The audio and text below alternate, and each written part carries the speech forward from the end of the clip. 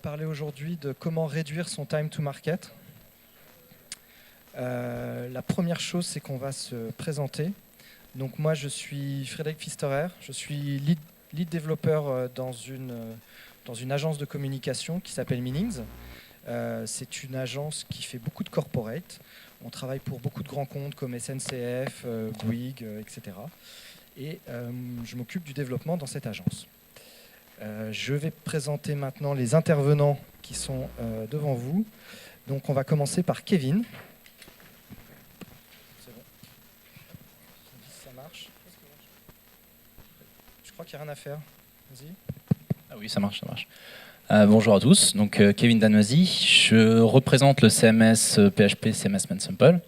Je suis community manager pour ce joli CMS et puis la jolie tronche que vous voyez, c'était au Chili. Voilà, que dire de plus, c'est déjà pas mal. C'est la main à mes collègues.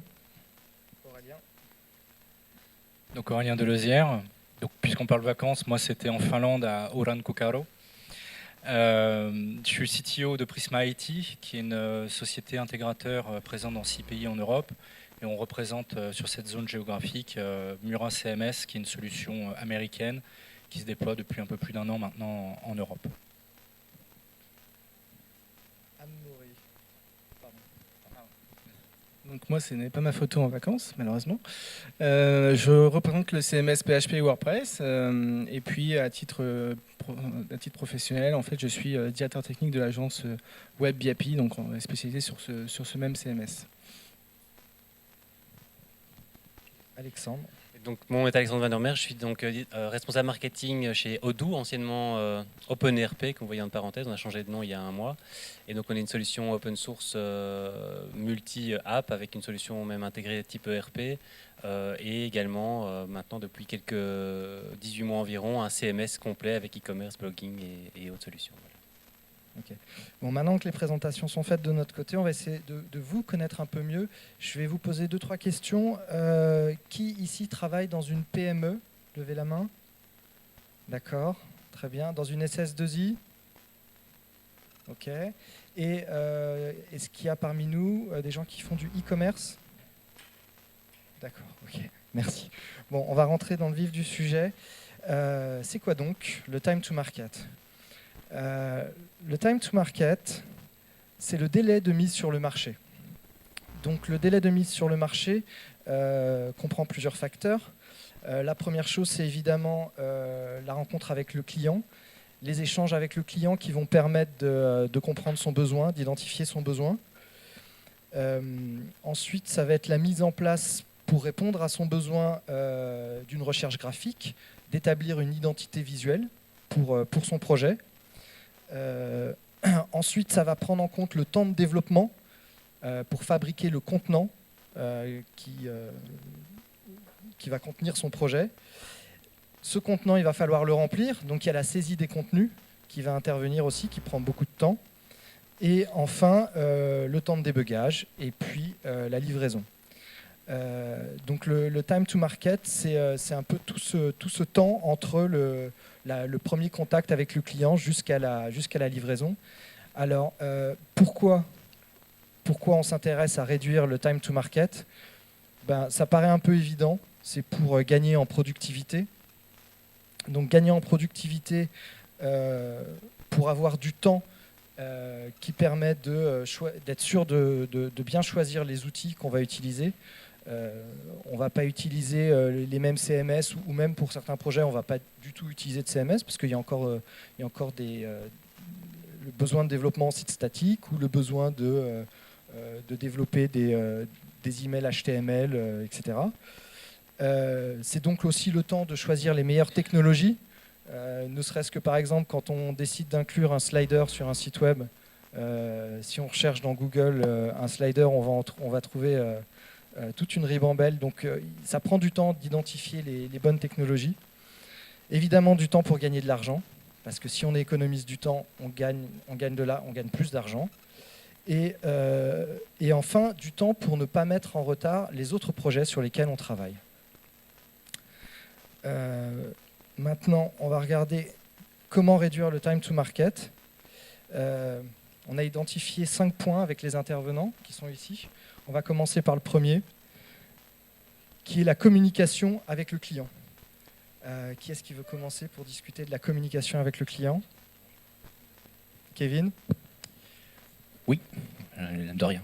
Là, tu démarreras pour la suivante. Donc, la communication avec le client.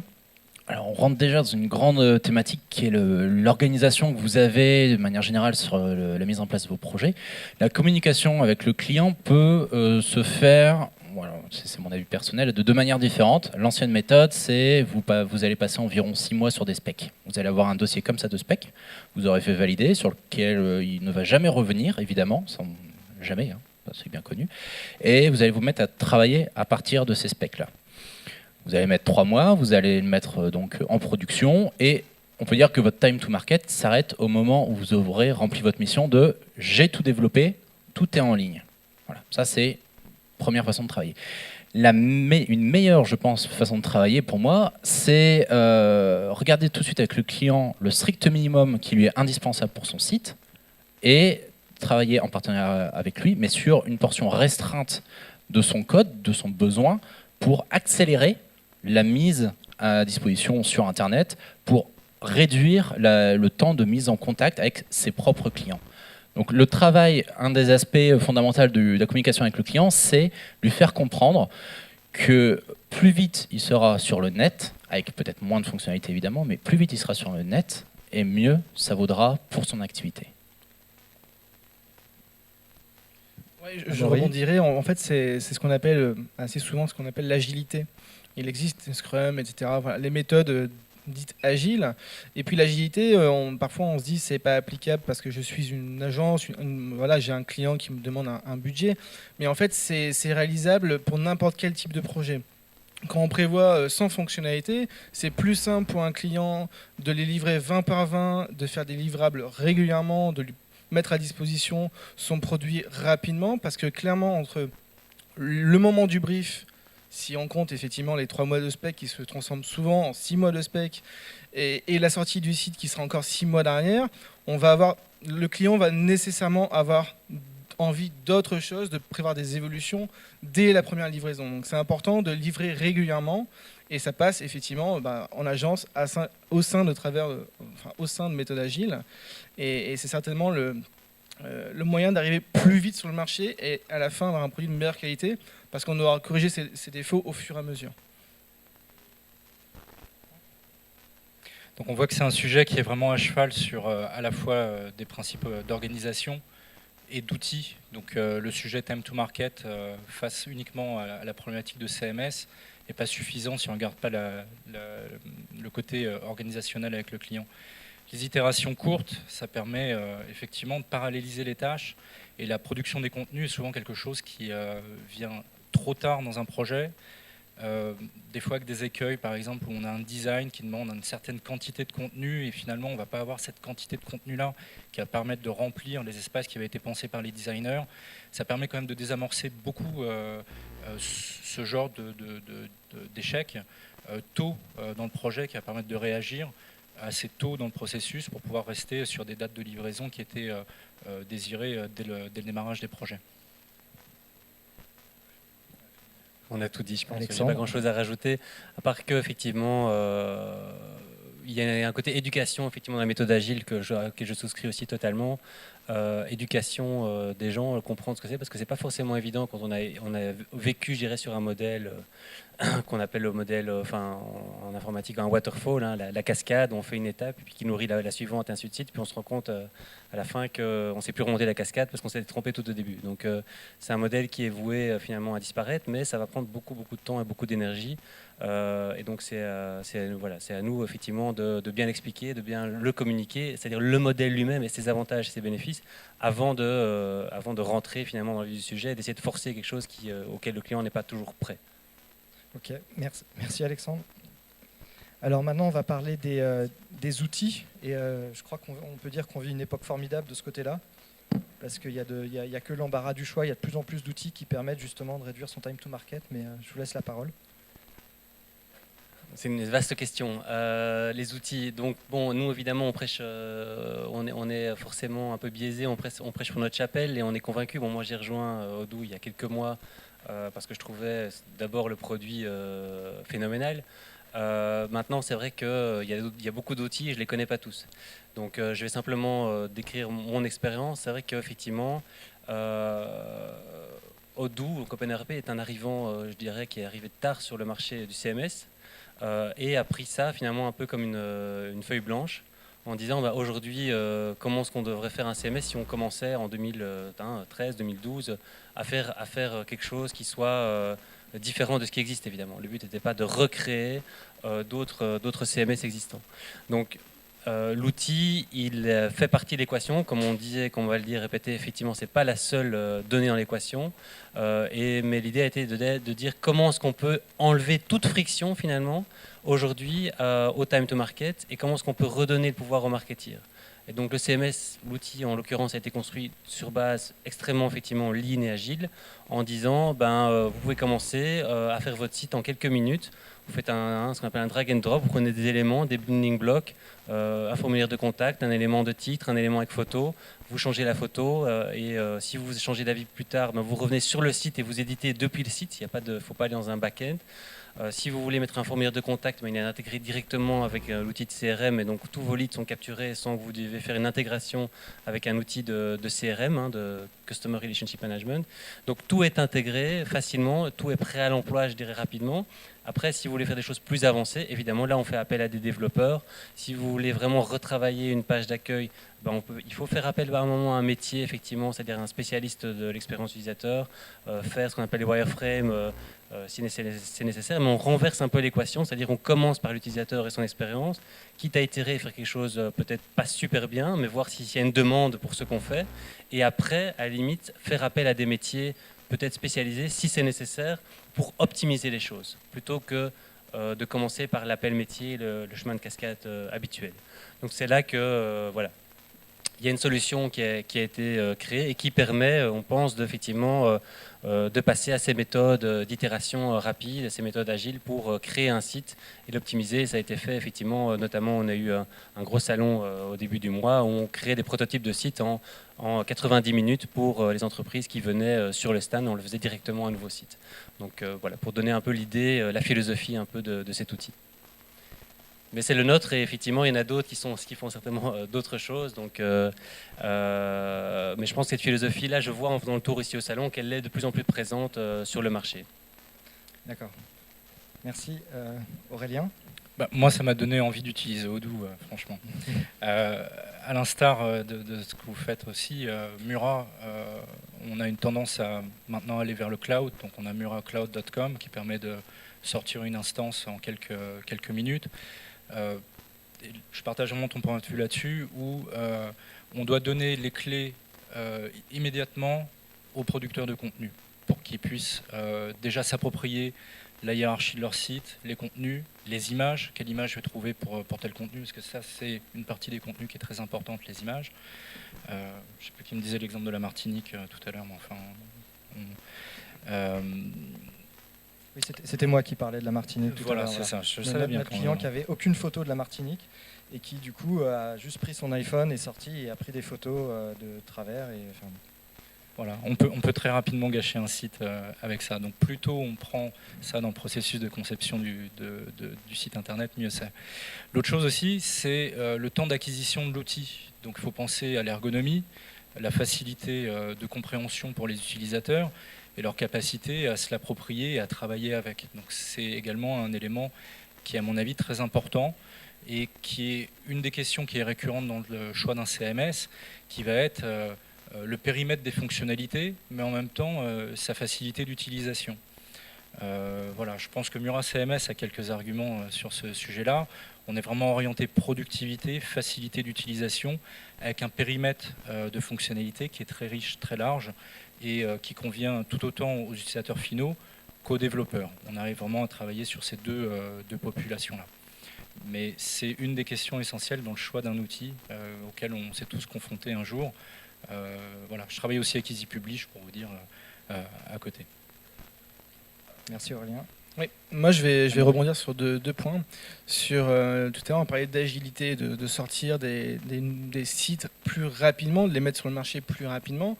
C'est quelque chose qui s'applique également en fait aux éditeurs de solutions de CMS. Donc sur Salon, il y a quand même différents éditeurs de CMS.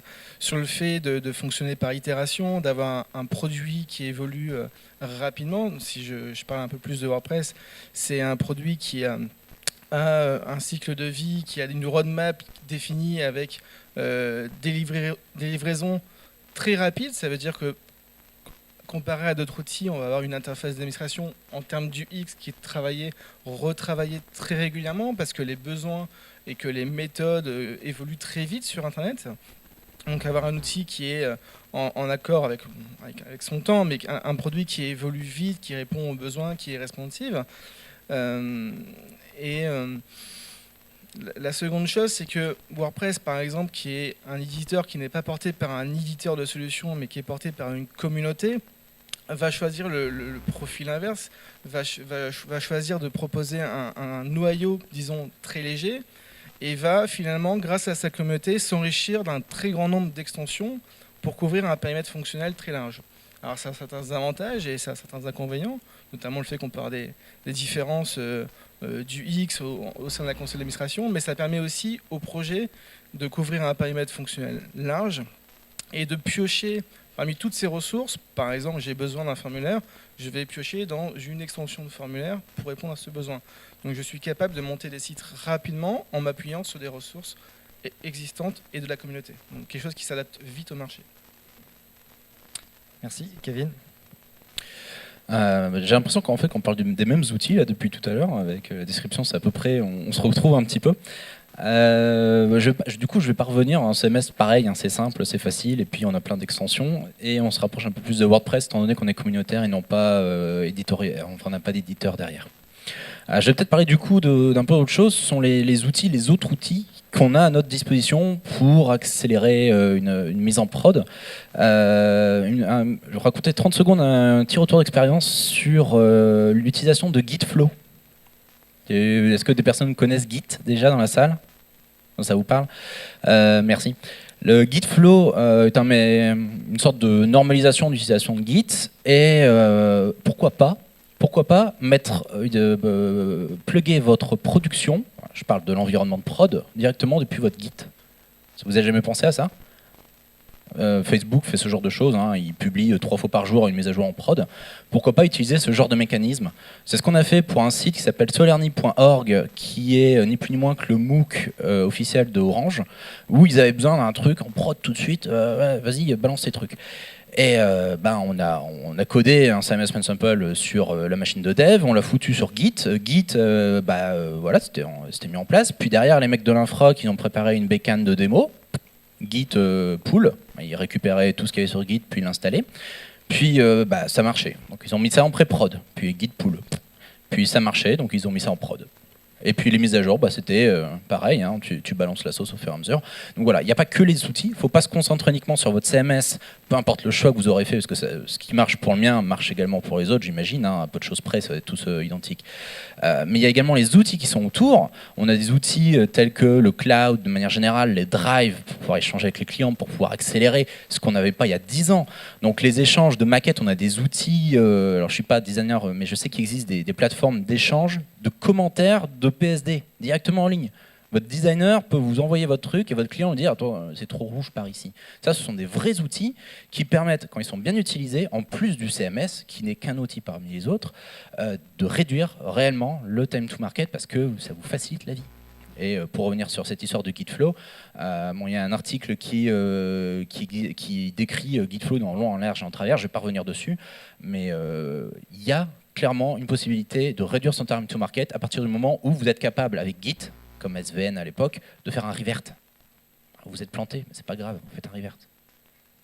Et ça vous réduit vachement le temps de mise en prod. Okay. Merci Kevin. Il y a effectivement beaucoup d'outils autour du développement qui permettent de réduire le time to market. On n'en a pas parlé, mais il y a aussi des outils comme Grunt qui permettent d'automatiser des tâches. Il y a des outils comme Bower aussi qui permettent d'installer plus rapidement des plugins JavaScript, de maintenir leur version, etc. Sublime, mais il y en a encore d'autres, qui est un éditeur de texte très puissant, avec beaucoup de plugins. Maintenant, on va passer au workflow. Comment est-ce qu'on peut travailler sur son workflow pour réduire son time to market? Qui veut commencer? Alexandre?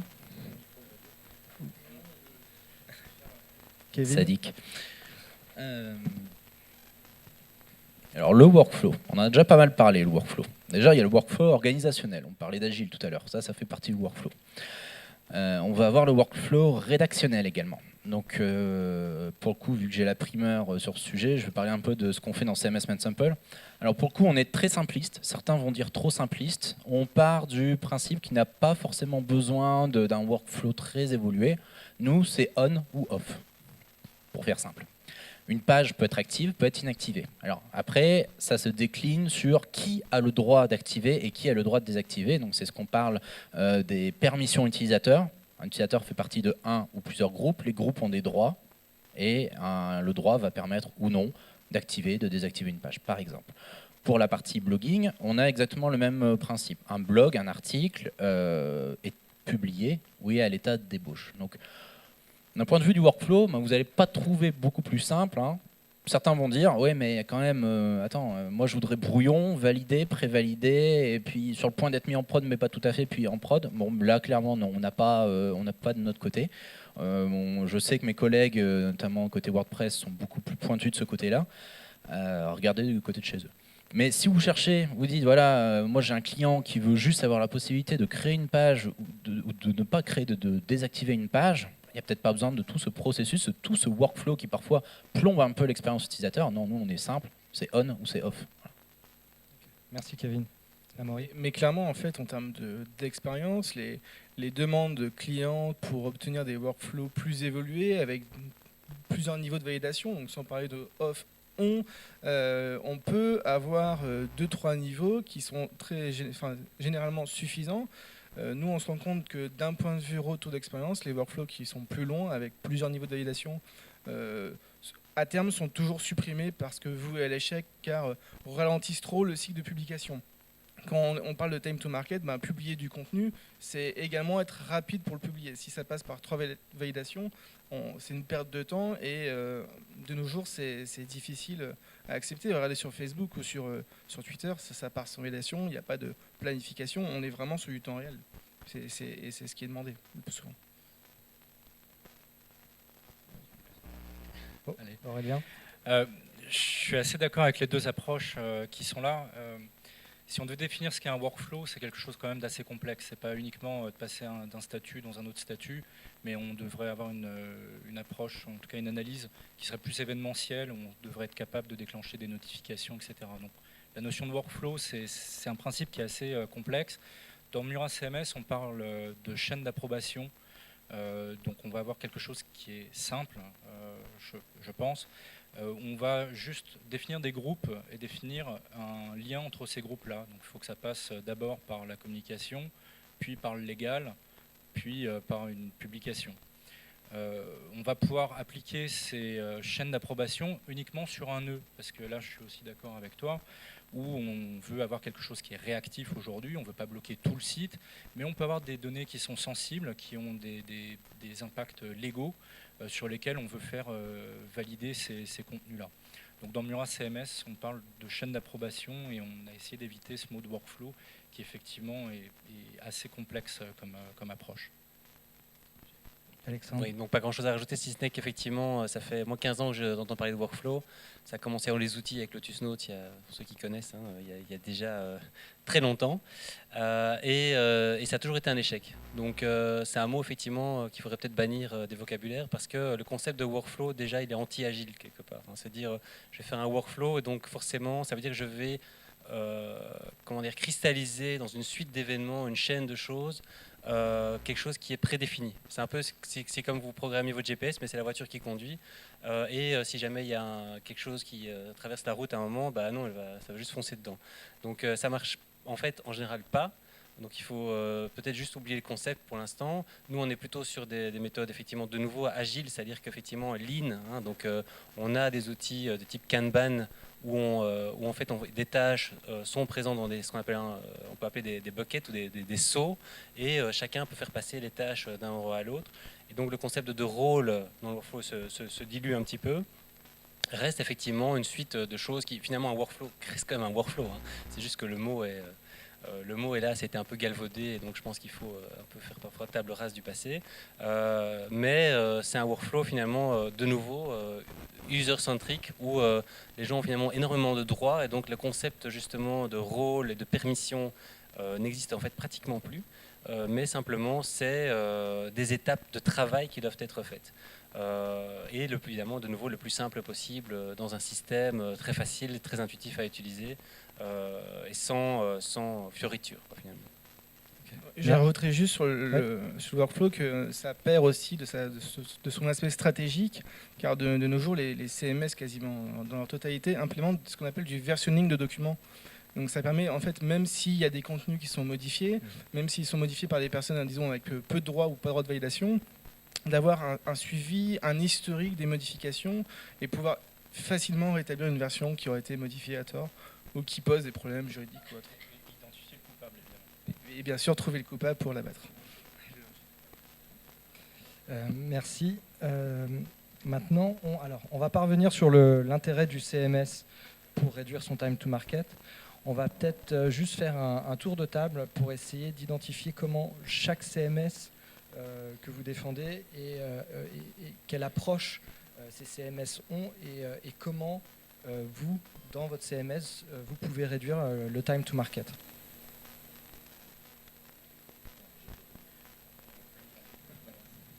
Bon, on a à peu près tout dit là-dessus. Pour résumer, moi je pense que c'est paralléliser les tâches, donc donner l'opportunité dès le début du projet de pouvoir travailler directement sur les contenus, la hiérarchie, les images. 2, c'est l'acquisition, l'appropriation de l'outil, donc sa simplicité d'utilisation. Et de là en découle la productivité des utilisateurs. La philosophie de Murat CMS, c'est vraiment ça, c'est get it down. Donc c'est vraiment orienté productivité en premier lieu et être capable de déployer un site dès le premier pas d'un projet. Oui, donc effectivement, j'en ai déjà parlé avant, et c'est vrai qu'il y a un peu une réinvention du monde de CMS qui est à faire et qui est en train de se réinventer, donc ça c'est bien, avec derrière parfois effectivement des difficultés à changer, à migrer quand on est pris avec quelque part un ancien CMS qui n'est plus tout à fait au goût du jour. Et donc il y a un défi énorme quand même. Et c'est vrai que c'est dommage parce que le web, c'était la promesse de l'accessibilité finalement, de dire bah oui, tout le monde peut être en ligne. Et effectivement, aujourd'hui, il y a des centaines de millions de sites qui existent sur Internet. La plupart sont très mauvais. Il y en a quelques-uns de bons, mais effectivement, on sent que ceux qui ont fait un site dans le passé se sentent un peu bloqués et ont l'impression que faire un nouveau site, c'est un mal nécessaire, on va dire. Oui, il faut vraiment que je renouvelle mon site, et il dit ça depuis 2 ans, 3 ans, 5 ans. Donc il y a vraiment, je pense, un défi de réinvention dans l'industrie du CMS. C'est vrai que voilà, nous on a eu donc, je dis, notre avantage de démarrer peut-être d'une feuille blanche, avec peut-être des inconvénients aussi qu'on doit gagner en maturité aussi sur le CMS de Odoo. Mais en tout cas, voilà, on a pris ce pari de dire aujourd'hui il faut redonner le pouvoir à l'utilisateur effectivement pour aller facilement, et aussi il faut s'adapter au monde aujourd'hui avec des sites qui sont responsives directement, des sites qui sont multilingues directement sans plugin et sans rajout et autres.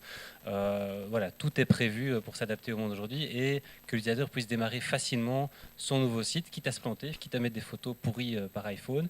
À la limite, c'est pas grave, et c'est là que je ferai un peu la provocation pour un peu mettre de controverse dans le débat. C'est qu'à la limite, moi je préfère quelqu'un qui se plante en montant des photos d'iPhone que quelqu'un qui va passer 3 mois à réfléchir sur des specs, à choisir entre les deux. Évidemment, la vérité est entre les deux et il faut faire appel à des professionnels. Et évidemment, il y a des dizaines d'agents qui sont spécialisés là-dedans, qui ont ce métier-là et qui vont le faire extrêmement bien. Mais c'est vrai qu'à choisir, je préfère quelqu'un qui va se planter en faisant un truc pourri que quelqu'un qui va réfléchir pendant 3 mois en disant moi je pense que les gens vont aimer ceci ou cela sans savoir sur quoi ils vont cliquer. Mais là, tu identifies vraiment que le problème est toujours du côté du client de toute façon.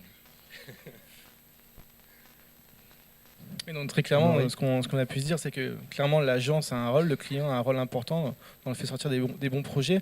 En ce qui concerne le CMS WordPress, encore une fois, c'est un projet porté par une communauté qui a vocation à être très ergonomique, destiné pour les contributeurs de tous les jours. Donc, à contrario d'autres solutions, il a un périmètre fonctionnel beaucoup plus restreint. Mais maintenant, l'intérêt des CMS de nos jours, c'est qu'ils sont tous extensibles. Et quand on a des CMS portés par des communautés, il y a beaucoup de ressources. Donc, forcément, faire le tri, mais c'est ce qui offre la richesse en fait de ce type de projet. Et c'est ce qui permet de faire des sites, de sortir des sites plus rapidement en s'appuyant en mutualisant des développements existants. Kevin, est-ce que tu veux rajouter quelque chose? La plupart des choses ont déjà été dites et redites. Je vais essayer d'être un petit peu original. Peu importe le choix du CMS que vous allez faire finalement pour vos projets, déjà ne vous focalisez pas sur un CMS. Parce que vous allez travailler avec des clients qui vont avoir des besoins qui sont différents. Alors voilà, j'en ai un premier qui a un design particulier, il faut être très vite. Bon, ok, pourquoi pas utiliser CMS MedSample, on fonctionne sur du Smarty, donc une base HTML, c'est assez facile pour le designer. Mais là, j'ai un deuxième client qui veut de la scalabilité. Ouais, enfin, à quel niveau? Il veut aussi que du load balancer devant, qui veut sur un web server un peu spécial qui n'est pas du Apache habituel ou du Nginx. Bon, ça sera peut-être un autre, ça sera peut-être plus CMS MedSample. Bon, je sais pas, faut étudier la question. Mais ne perdez pas du temps à vous focaliser sur un seul outil. Concentrez-vous plutôt sur la demande de vos clients, le métier du client, le corps du métier qui va être exploité. Et je pense que le vrai gain de temps, c'est de choisir le CMS en fonction du besoin à l'instant T du client. J'entends beaucoup parler de web agencies qui se concentrent sur un CMS, c'est très bien. Sauf que quand on leur demande, pour le mec qui fait de l'e-commerce, c'est le même. Et pour le mec qui fait ça, c'est le même. J'ai l'impression que ces types-là ont trouvé l'outil qui fait tout. Et on dit, c'est qu'à ma connaissance, s'il y avait un outil qui faisait tout, nous, on serait plus là. Je suis assez d'accord avec toi là-dessus que d'avoir 2 ou 3 CMS sur lesquels on se spécialise, c'est bien. Pas plus, parce que quand on est expert de tout, en fait, on est expert de rien. Que ce soit au niveau des équipes techniques, on ne peut pas être un très bon développeur sur n'importe quel framework. C'est des choses qu'on doit manipuler plusieurs fois par semaine nécessairement pour être vraiment bon. Mais je suis complètement d'accord avec toi. Après aussi, il y a des SOC technologiques. Murat CMS, on est basé sur un SOC Java. Donc en termes de scalabilité, par exemple, on a le site du rover sur Mars Curiosity de la NASA qui tourne sur Murat. On a tenu 4 millions de visites simultanées quand on a eu l'atterrissage du rover. Donc effectivement, chaque problématique doit être adressée par un CMS sur lequel on va avoir un avantage particulier. Et moi-même, Prisma IT, on est intégrateur et partenaire de Murat. On n'utilise pas que Murat, parce qu'il y a d'autres moments où on va faire autre chose. Par rapport aussi, par exemple, à la sphère religieuse d'un client, où il veut absolument du PHP.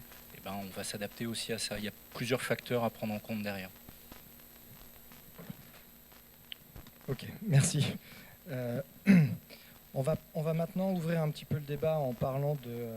ça a été dit déjà plusieurs fois de travail en parallèle, ou encore on a dit que le mot workflow était un petit peu désuet. Donc il y a une tendance qui est de travailler un petit peu moins sur les specs et de mettre la main à la pâte le plus rapidement possible pour pouvoir avoir quelque chose en ligne, pour pouvoir déjà commencer à remplir avec le contenu. Donc on parle de do it better, do it best. Est-ce que Kevin, tu veux commencer à nous dire quelque chose là-dessus? Alors, l'agilité, c'est un vaste sujet. On pourrait y passer des journées entières à discuter là-dessus, sur la méthodologie, sur le Lean, sur le Kanban, sur Scrum, etc. etc. Ce qu'il faut retenir pour ceux qui n'y... Alors, je ne vais pas faire un cours pour ceux qui y connaissent, parce que ça va être chiant possible. Je vais plutôt me concentrer sur ceux qui... Agilité, ça parle pas trop. Alors, c'est quoi agilité? Les mauvaises langues diraient, c'est pas de doc. L'agilité, pas de doc. Non, c'est pas vrai. L'agilité, c'est la stricte nécessaire documentation qui va permettre de faire fonctionner le projet. Ça vous sert. On a tous des projets avec une documentation épaisse comme ça. Ça n'a jamais servi à personne. Ensuite, on va faire des specs. Tu le disais, on va faire moins de specs. Alors le client, il fait commencer à moins de specs. Ça veut dire que je ne vais peut-être pas avoir ce que je voulais au départ. Ça sert à rien, votre truc. Non, c'est pas de specs. C'est les specs, le strict minimum qui est nécessaire à la bonne compréhension du mécanisme général qui va vous permettre de livrer une première fois au client.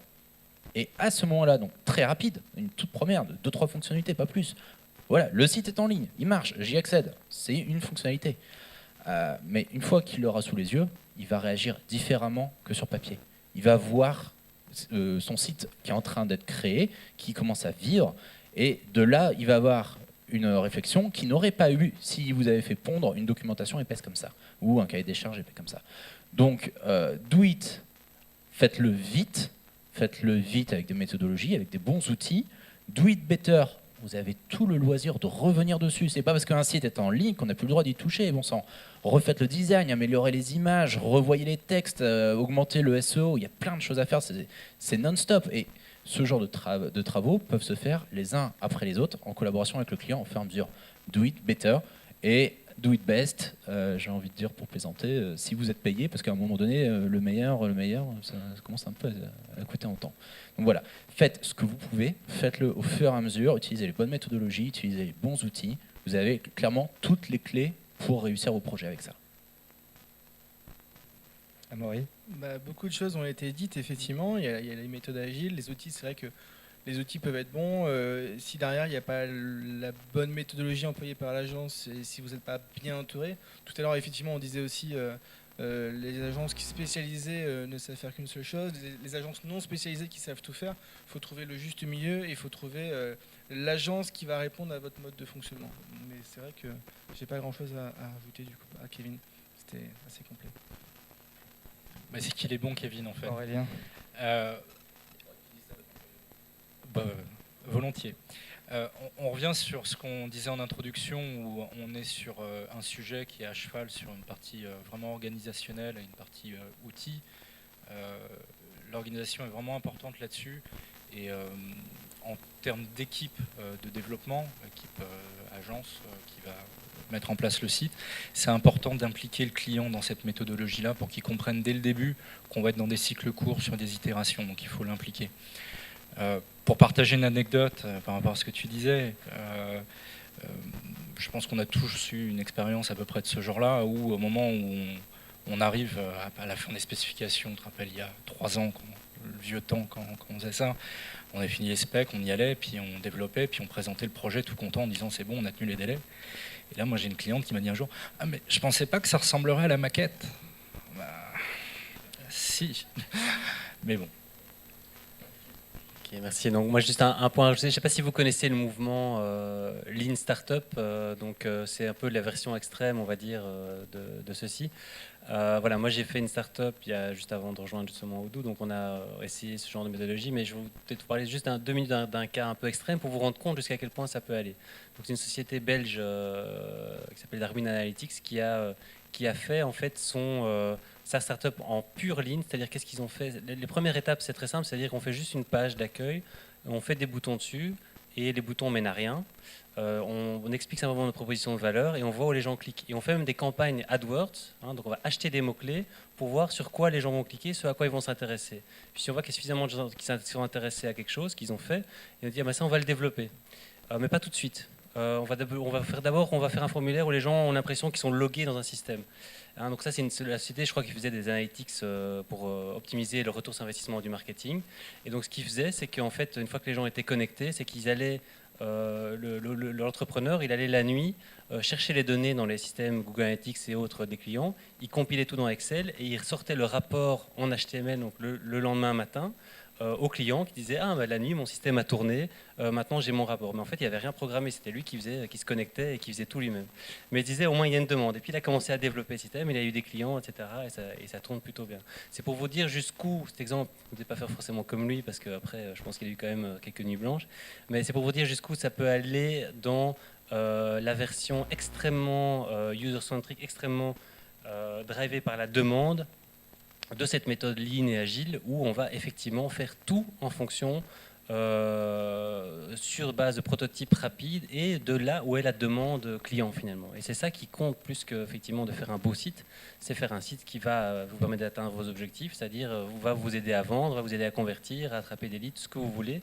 Mais si ces objectifs ils sont pas atteints après 6 mois effectivement de création, vous avez un problème majeur. S'ils sont pas atteints alors que vous avez travaillé 3 jours dessus, là vous avez un petit problème. Voilà, c'est ce que je voulais rajouter. Ok, merci. Excuse-moi, je finirai Oui, juste Kevin. sur un truc qui est très intéressant. On n'est pas tous des flèches. Vos clients non plus. On a beau avoir des super idées, il y a bien un beau jour où on se craque. Et réussir à arrêter un projet, ça fait mal, ça fait très mal. Mais avec des méthodologies qui vous permettent d'avoir dès le départ un strict minimum vital à montrer aux clients et à démontrer, vous serez capable d'arrêter à moindre frais. Si vous passez vos 6 mois à faire du dev et à livrer aux clients, c'est déjà 6 mois foutus. Donc ce que tu disais, on parle de petite erreur, même au-delà, c'est un arrêt de projet.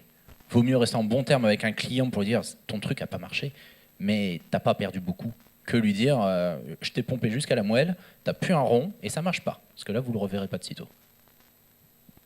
Oui, c'est ça. Pour résumer, en plus de réduire son time to market, ces méthodes permettent, pendant toute l'élaboration du projet, une constante remise en question de l'identité visuelle, du développement, du projet lui-même, des contenus, et donc plus de chances d'arriver à la fin avec un produit qui plaît au client. Et même d'intégrer les nouvelles idées au fur et à mesure. Exactement. Ouais. Très bien, mais écoutez, il nous reste quoi 4 minutes. Est-ce que vous avez des questions dans la salle ou est-ce qu'on a répondu à peu près à... Est-ce qu'on a fait le tour du sujet? Je vois pas de main qui se lève. C'est l'appétit. C'est ça, tout le monde a faim. Est-ce que vous voulez rajouter un dernier mot? Il nous reste 2-3 minutes. Peut-être remercier Frédéric pour l'organisation de cette table ronde. J'espère que vous avez appris sur le time to market aujourd'hui. En tout cas, nous, ça nous a permis de nous poser des questions qu'on ne s'était pas vraiment posées avant et d'essayer de réfléchir à l'impact d'un outil sur une organisation. Et la conclusion, je pense que Kevin, vraiment moi ce que je retiendrai aujourd'hui, c'est que ce n'est pas un outil qui va répondre à toutes les situations, mais effectivement d'avoir plusieurs outils dans son sac, ça paraît pas mal. Très bien. Ah, une question.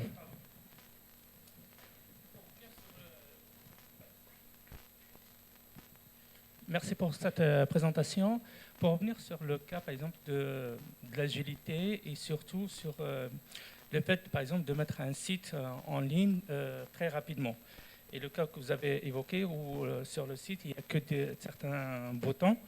Donc, quel est le seuil à partir duquel on peut se permettre de mettre le site sur en ligne qui n'aura pas des impacts négatifs après, par rapport à quelqu'un qui a visité le site, qui l'a trouvé incomplet et qui ne revient plus?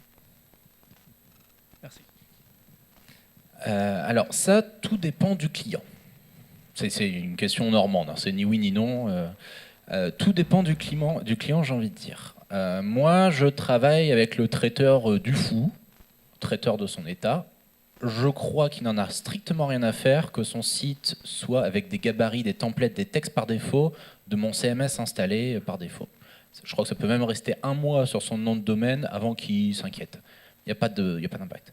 Faire la même avec Orange.fr ou EDF, là on va la voir différemment. La définition du client est très importante parce que du coup, on ne va pas avoir la même approche. On va pouvoir, par exemple, sur edf.fr, mettre juste une page blanche avec le logo. Ça ne met pas en porte-à-faux les futurs contenus. C'est bientôt du teasing. Ça coûte rien. C'est un petit coup de Photoshop et c'est fini. Et ça, encore une fois, ça permet déjà, une chose qu'on n'a pas parlé d'ailleurs, c'est de s'assurer qu'en prod, l'outil marche. C'est pas si évident que ça. J'ai pas la bonne version de PHP, j'ai pas la bonne version de MySQL. Ah bah c'est con. Mon truc il marche pas en prod. Il marchait sur mon PC, mais il marche pas en prod. C'est pas au bout de 6 mois qu'on va s'en apercevoir. Là, ça fait partie des méthodologies agiles. Encore une fois, vous avez éprouvé l'outil en production en moins de 2 jours. C'est déjà une première étape. Vous avez montré à votre client que l'outil était bon. Ça c'est une chose. Et là, je dis une page blanche pour moi avec un simple logo, un teasing bientôt sur vos écrans, c'est largement suffisant. Si je peux rebondir là-dessus, Moi, je pense que c'est même avant le projet qu'on peut déployer, notamment pour les agences et les SS2I. Vous pouvez mettre en place un site de démo déjà pendant votre présentation, pendant l'avant-vente. Et cette base-là va pouvoir servir directement derrière pour déployer. On peut commencer à ce stade-là. Mais effectivement, après, ça dépend ce qu'on veut en faire et le type de contenu qu'il y a dessus. Oui, en fait, pour rebondir sur la question, d'abord il faut prioriser, donc il faut prioriser les fonctionnalités qu'on souhaite livrer en premier. Donc clairement, il y a un travail d'analytics sur quels sont les usages sur le site. Je ne sais pas, la mise en palier de documents pour les télécharger, des fonctionnalités très corporate qui finalement sont utilisées par 1% de la population, même si le client le veut absolument, c'est quelque chose qui pourra arriver 6 mois plus tard. Maintenant, il faut effectivement aussi organiser un peu un teasing sur les fonctionnalités qui auraient été désactivées, qui vont venir plus tard, et toujours suivre en fait, les stats qui peuvent en découler, savoir si effectivement la fonctionnalité manque, est-ce que ça a un impact sur les nombres de pages vues, est-ce que ça a un impact au niveau de l'analytics, voilà, essayer d'analyser au fur et à mesure lors d'une refonte quelles fonctionnalités, même qui auraient été déplacées, si elles sont plus ou moins utilisées. Ça peut être aussi un choix marketing aussi. Voilà, et juste un dernier point aussi, c'est l'utilisation d'outils et de méthodologies qui permettent de mitiger les risques. Donc il y en a plusieurs. Donc il y a le user testing où il y a des sites qui font ça. On donne 2 sites et ils donnent leur feedback qualitatif.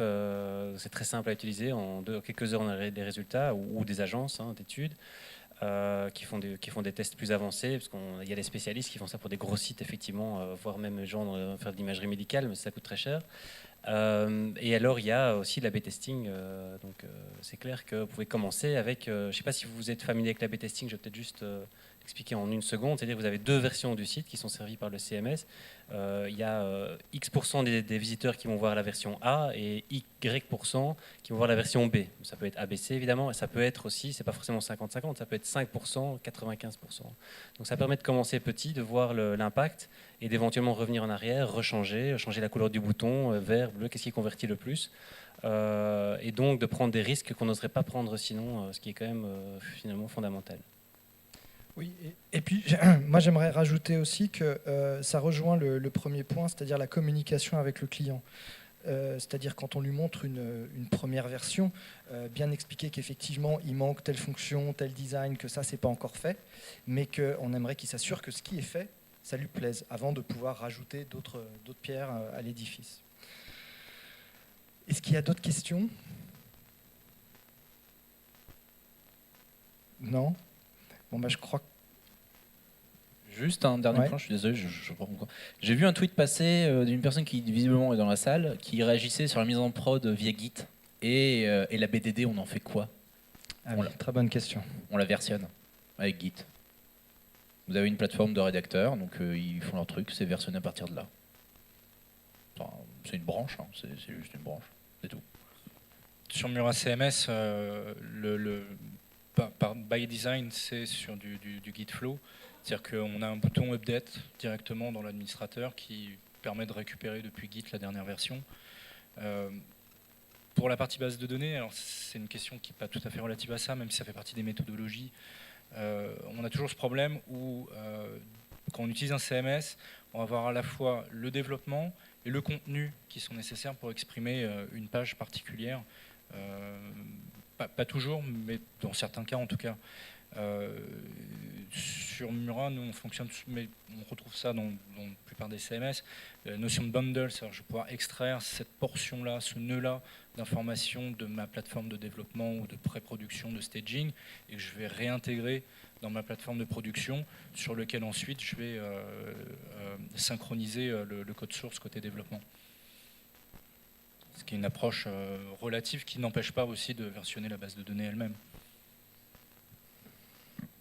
Ok, ben écoutez, merci à tous. On arrive à la fin de cette table ronde. J'espère qu'effectivement on a répondu à la question comment réduire son time to market. N'hésitez pas, et là je parle pour les intervenants, à venir leur poser des questions sur leur stand respectif. Je serai aussi moi disponible sur mon stand. Voilà, je vous souhaite une bonne journée. Au revoir. That's all right.